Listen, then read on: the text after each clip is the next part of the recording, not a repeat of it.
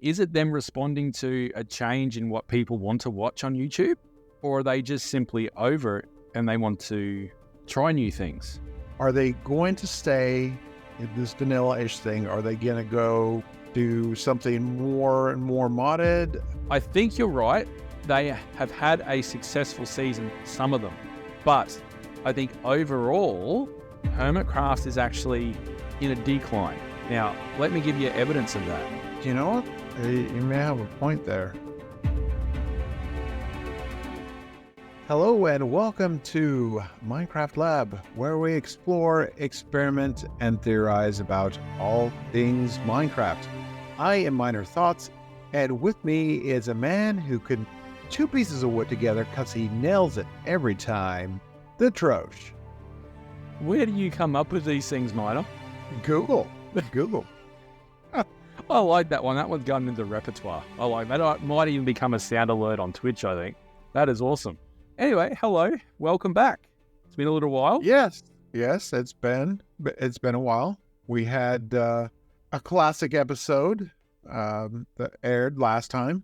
The episode talking with Hermitcraft, our guest, about SMPs, the future of SMPs, and whether there is room in this world for SMPs. What we're going to get in today is talking about one of the bigger SMPs that I feel has had an influence on us smaller creators, and that is Hermitcraft. I would say you probably can't even underestimate the amount of influence that it's had and the creators, the hermits have had on small creators and small SMPs and the course of Minecraft content for the last 9 years, 10 years that they've been doing it. There's, I don't know if it's a term, the Hermitcraft effect, how Hermitcraft has changed vanilla SMPs. I mean, is there such thing as a vanilla SMP anymore? Because Hermitcraft right now, in their 9th season, they're getting kind of far from vanilla. They're vanilla-ish, I guess. Yes, I would say it's definitely classified, I guess, as a modded server because you can clearly see they've got mods and different bits and pieces. And I think any server operating is running some mod of some description because you just have to, whether it's for performance issues behind the scenes or it's for just a bit of content and a bit of extra stuff for people to do or make things a bit of a twist, like a vanilla tweak sort of thing. I think every server is probably modded to a degree. But I think Hermitcraft and other smaller ones out there, like Interrealms, we could probably call them vanilla-like. Because, I know for Interrealms, we try to keep it as close to the vanilla experience as possible. But then, even we're starting to stray. Like with the update to 120, we're introducing a few different things for the sake of A, content, but B, immersion. I think it's really hard for an SMP, a vanilla SMP to survive just starting out. Just running nothing but vanilla. I think they'd really struggle. And especially ones that want to be Hermitcraft-like, they're going to emulate Hermitcraft. And again, that's the Hermitcraft effect. I think that's a problem that a lot of smaller SMPs fall into, which we definitely did and probably still to some degree possibly are, try to be Hermitcraft. But the thing is, as a content creator, you put out an Interrealms video, a Let's Play style, SMP style video, and an Impulse or a Tango or a ZF or a Zoomer or someone puts one out at the same time, what are people going to watch? You or them? We're going to be them because they're the big ones. You're emotionally invested. You're the new kid on the block. You're the small one with 500 subscribers. It's a tough gig. And when we started Interrealms, the whole idea of that was we're never going to get onto Hermitcraft, so let's make a Hermitcraft. Let's be a Hermitcraft. And season 1, we, for the most part, were very vanilla. Very vanilla. We had a few extra little bits and pieces, but I'd say that was 98% vanilla, that was.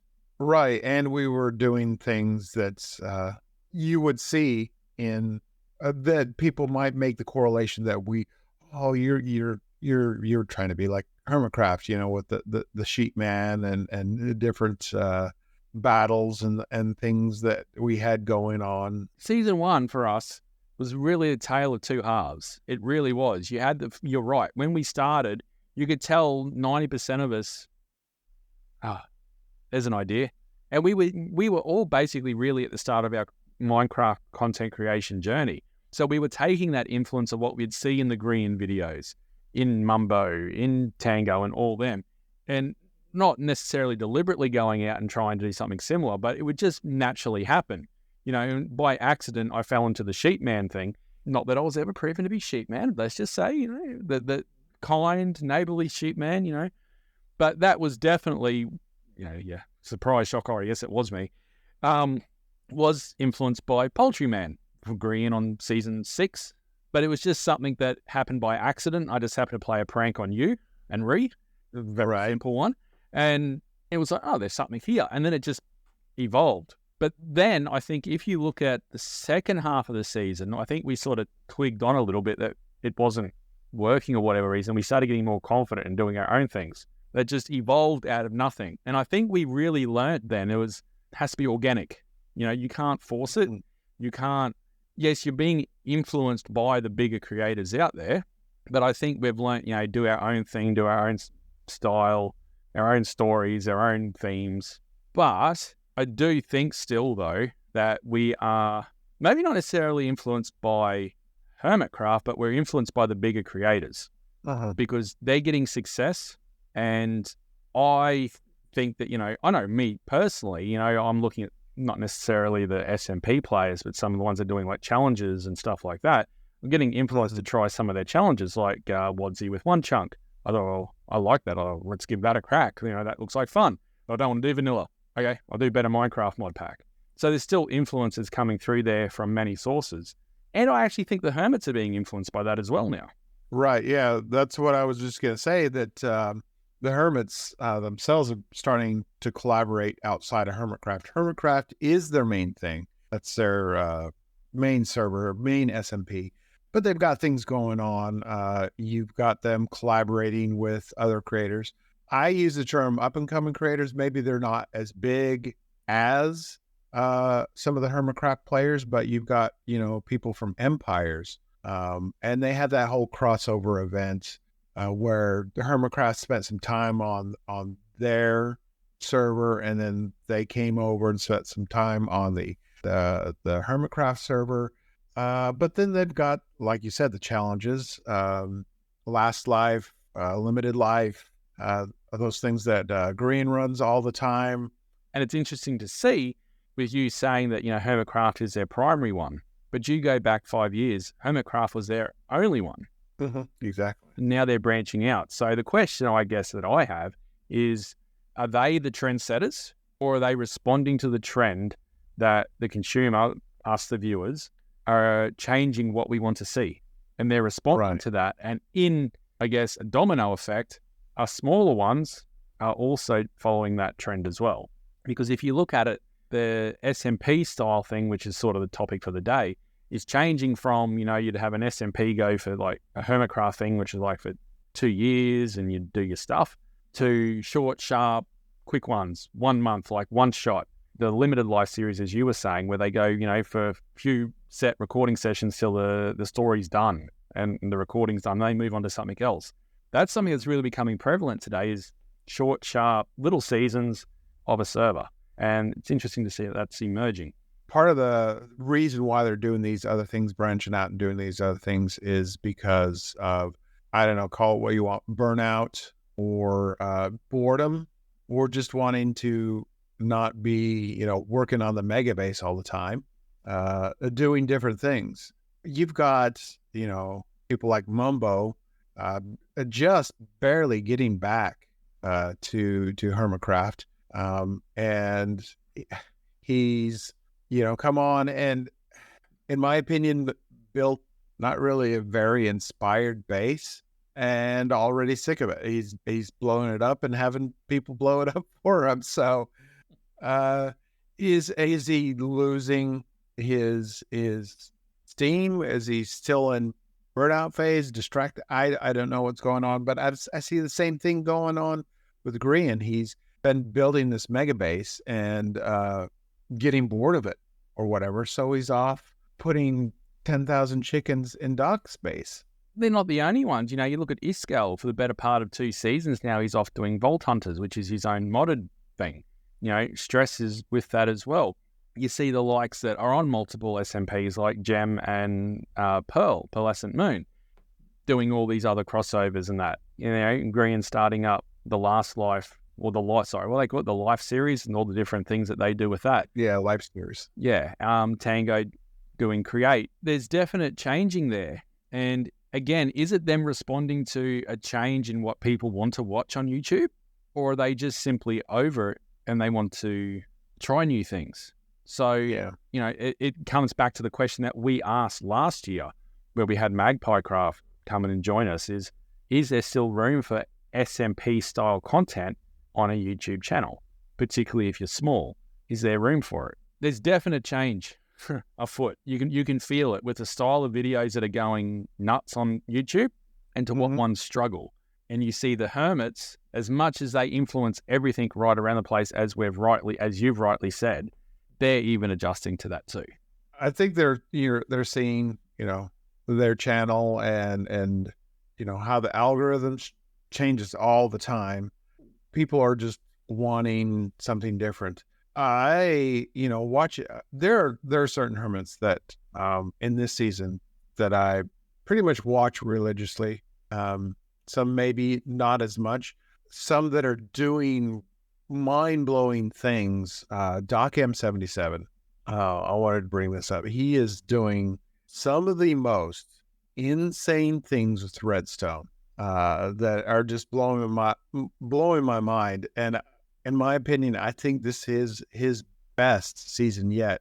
Watching him in past seasons is he kind of had a direction he was going, but kind of, you know, he had to rely on collaboration with other people, which he's doing this time, but it's people outside. I think why he's doing so well, he's got what he calls the hive mind, helping him with these insane redstone builds. He's got every week people making him thumbnails through fan art, just storylines going on. So in my opinion, this is Doc M77's best season yet. And I don't watch the full length of the episode because some of them are an hour and a half long. I actually watched a really good, let's call it a documentary like a YouTube video that someone made on Etho a little while ago, because the hermits were saying how good this was. And the documentary made a great point, was that Etho is known basically for, he doesn't care about his thumbnails. He just whacks up a screenshot from the video, and that's what he does, you know, and he does the bare minimum, you can say, of a YouTube video. Doc puts out 90-minute videos. You look at the style of the content that they make, sort of. It's very SMP, let's play-ish sort of content, but they get the views. But you, I, or Bob or Joe next door do that, and we will get nothing. So it says that what people were looking at 10, 8, 9, 6, 4, 3, 2 years ago is not what they're looking for now. Otherwise, we'd be getting views too, and we're not on that style of video. If Doc was starting today, brand new, no affiliation with Hermitcraft in any way, brand spanking new, he started a YouTube channel and made a 90-minute video, is he going to succeed? No, I don't think so. Probably not, because I think what they want to see has changed, and the attention span of society has got ridiculously low thanks to the stupidity that is TikTok. You know, you talk about the Hermitcraft's influence, the Hermitcraft's effect, and how many people start their YouTube journey because they've watched a Grian and they've watched a Tango and they've watched an Etho and they've watched a Doc, and oh, we can do this too. And there's a lot more that goes into making a video than recording it and whacking it up and hoping for the best. You know, it takes, well, I think Keegas is right when he says, you know, for every 1 minute of footage that you record, there's 5 minutes of editing time that goes into it. You know, and that's probably accurate and probably true. But it seems that you need to be putting in that over-the-top editing these days to get, I guess, the Mr. Beast influence too, I guess, is that over-the-top, really speaking really excitedly and, you know, putting the captions and the words all over the screen because, you know, you've got 10 seconds of a video. You've got 10 seconds to grab someone. I don't know whether anyone's realized this or not, but on YouTube, if you try and work out the algorithm a little bit, you have 10 to 15 seconds to grab someone's attention and get them to watch more of your video. That's all you've got. You've got to get the click, so which means your title and your thumbnail is key, and your opening has to be a banger. But then you look at Hermitcraft ones, and I think Doc's most recent one at the time of recording, I thought I'm going to watch this because I want to see his reaction to the chickens. His first 30 seconds is just this long shot of just coming in. We tried that. Swipe. But it's Doc. So the hermits have got a built-in audience. They've got a built-in viewership that we as small creators don't have. They might influence you to give it a go, but the style is not necessarily going to work for a small content creator. And I guess it's a challenge for us on small SMPs and small channels. How do we adjust? How do we adapt to the changing tastes of what people want to see in a video and different style? And that brings back to that question that we asked 12 months ago is there room for SMP content on a YouTube channel today? Not a Hermit's channel, because yes, there is, because they'll get the views. I've said it before many times. Green could put up a video of him literally just walking up the street or the shopping district going, ha la la la la la la. He's going to get 100,000 views before breakfast. The question is for small creators, is there room for it on a YouTube channel? Cut to the story, I think the answer is yes, but the reasoning for that is probably worth another chat. Yeah. Because things have changed in the last 12 months, obviously. Like I said, there are some hermits that they're struggling, but then there are others that are having the best season. Or well, I think they're having the best season. Doc M77, Vintage Beef. I didn't know how he was going to pull off this trading card game in the beginning.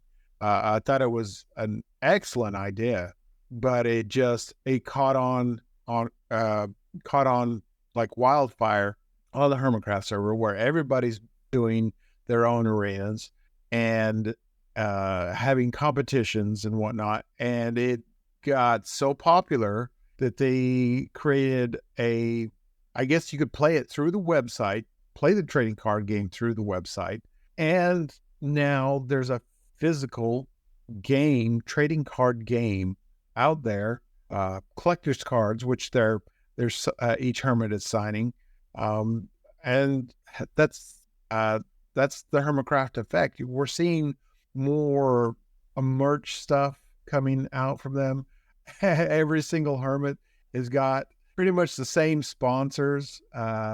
It's just getting bigger and bigger with each season, and you kind of have to ask yourself, what's next? What are they going to stay this vanilla-ish thing? Are they going to go do something more and more modded? It's really, you ask yourself every time, how can they top the last season? And there have been seasons where they're all right, but this season for some of those hermits, I think is their best. I think you're right in some respects, but I disagree in another respect. Okay. So I think you're right in the respect that there's some that are having an absolute cracker. So like the TCG game, it's a success because it's immersive. It's bringing people into the Hermitcraft world. Like they can, they've watched Beef build this thing, and now they can physically play it with physical cards. Absolute cracker of an idea. What Tango is doing, absolute insanity. It is fantastic. I love it. For me, Tango is a much watch this season because formerly, Tango for me was what's he doing? Yeah, whatever. This season for me is a must watch, but that's Redstone heavy. What he's doing is next level. Impulse, one of my favorite creators. I haven't watched one of his Hermitcraft videos for ages because I'm not finding what he's doing engaging. I'm really enjoying ZAF this season with what he's doing with his different challenges, because their challenges is something different, something outside the norm of just a let's play video. I was really into Mumbo at the start of the season. Now it's like, whatever. Haven't watched Green for ages. I think you're right. They have had a successful season, some of them. But I think overall, Hermitcraft is actually in a decline. Now, let me give you evidence of that. Season 1, of Interrealms. You said we were all heavily influenced. All of us, the 10 original that started, well, probably 8 of us were active Hermitcraft watchers. Now, I can tell you, not many of the current people on Interrealms are watching Hermitcraft at all, but the comments are in Discord of that. Now, the other thing that's interesting to note is from personal experience. I'm watching less, but something really, because I knew we were going to be having this discussion. So something that was stuck into my head when it was said to me. So I'm going to go back to lockdown period, back in 2020, whenever it was, So I was fortunate enough to be in a position where I could work from home. I was the general manager of where I was working. So at the time, so I could stay at home. So I had the kids at home during the day. So we do schoolwork, blah, blah, blah. And we had a habit of every lunchtime, we would walk down to the shops, the corner shop, we'd buy our sausage rolls and our pies and all that and come home and we'd have lunch. And over our hour lunch break, we would watch Hermitcraft and we would actively look forward to it. Fast forward to last weekend. The thing on a Saturday is a lot of the Hermitcraft videos are sort of coming out on our Friday night, our Saturday morning. So on Saturday lunch, we will sit down for an hour, put on Hermitcraft. This weekend, my son said to me, do we have to watch Hermitcraft? Oh, boy. That was like, okay, no, we don't have to. We ended up watching Tango, and that was it. SMP style content, again, even though it's Hermitcraft and they've got all this big influence that we've talked about, and they still have that influence, even it is waning. So what are they going to do? Their own creators are off doing other things. They've gone from 5 years ago being Hermitcraft is all we do, that's it, weekly Hermitcraft videos, to what it is now. And I don't know, the couple of videos that I have watched, there's not many hermits online in the videos. You know what? You may have a point there. I've noticed that, and we'll get into this probably in the next discussion on SMPs. I think really the collaboration is between the hermits is something that people are wanting. Early on in when Mumbo first came back, it was just Mumbo. It was kind of hard to watch. It was a little painful to watch because he was had no clear direction. But I mean, we've already really discussed that. They just need to figure out what everybody wants. Well, you can definitely see there's a change in SMP style content, right? You got the older school style, which is Hermitcraft, Let's Play, blah, blah, blah. And you've got the new, as we've said at the start, you've got the newer ones, like the Empires, which are shorter lived. You got like the one-shot SMP, which is more a Twitch thing. What's this new one? New Life. And you got the Life series and all of those short, sharp things. Keep it fresh, keep it up vibe, keep it interesting, keep it different. I think there's definite changes afoot, and how Hermitcraft respond to that will be the Hermitcraft influence again, is all the little ones will follow along with what Hermitcraft does in the same style of event. So I cannot wait to see what they do on their next update, which has got to be soon, the next new season. And maybe it's a good place to cut and come back next episode for us to talk about what is the effect of SMPs and is there still an SMP place? Because our conversation we had 12 months ago is a different conversation than what it is now because things have changed in just that short time frame. Right. Yeah. It's hard to say what they're going to do. I think they're going to have to do something to keep not just people's interest in Hermitcraft up, but their own creators, their own members' interest up. And what they do with that, I actually can't wait to see. What's in store for Hermitcraft? If we'll have like the next big thing, something that comes along bigger than Hermitcraft, that people want to see more, who knows? I think right now Hermitcraft is still king as far as SMPs go. They still have that title, but maybe they are on a decline. Who knows? Is it a decline of Hermitcraft or a decline of SMP style content for YouTube? Let's discuss that next week. My focus right now, I'm loving the podcast. This podcast, I love the podcast. It's something that I'm passionate about right now. You ever thought of doing another one, Minor? I've got 3. I've got this one. I've got the comic book one called Inked Adventures, where we're talking about indie comics. And then the newest one, Does It Adapt, with my son. We're just having a blast. But another one, what are you talking about? Do what, 4th one? No, I just thought you might want to give a plug to the other 2 that you were doing. Oh, okay. Yeah, I've got Desert Adapt, Inked Adventures, and of course here, Minecraft Lab. And happy to say that all of them on the Interrealms Podcast Network, obviously put together and maintained by the amazing Kigazo2. Actually, if you are listening to this, thank you very much, because it should be actually noted that there is not a day that goes by where someone is not downloading and listening to Minecraft Lab. That, to me, is a great achievement. So, Awesome. you are listening. Thank you very much for your continued support. We are enjoying it. But if you have any suggestions, you have any thoughts, do you disagree with us in any which way, please reach out. I think we have an email address, don't we, Miner? Yes, it is minecraftlabpodcast@gmail.com.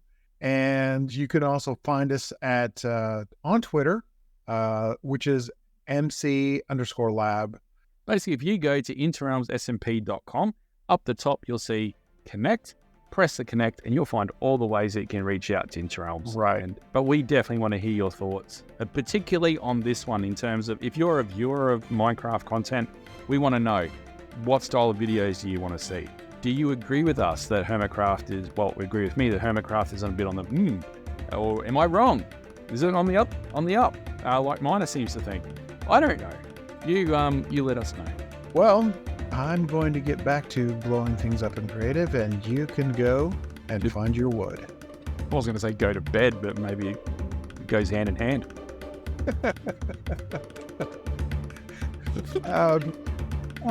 I was trying to segue out to something, to end the episode.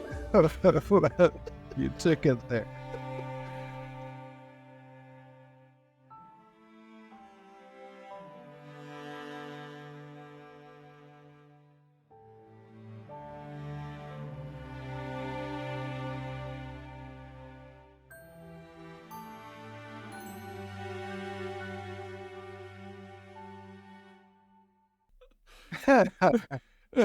Well, I don't know how you're going to edit that. Why just leave that one in? I mean, if they've sat through to this long, they deserve a little bonus at the end. Happy ending. Bonus what? A happy ending.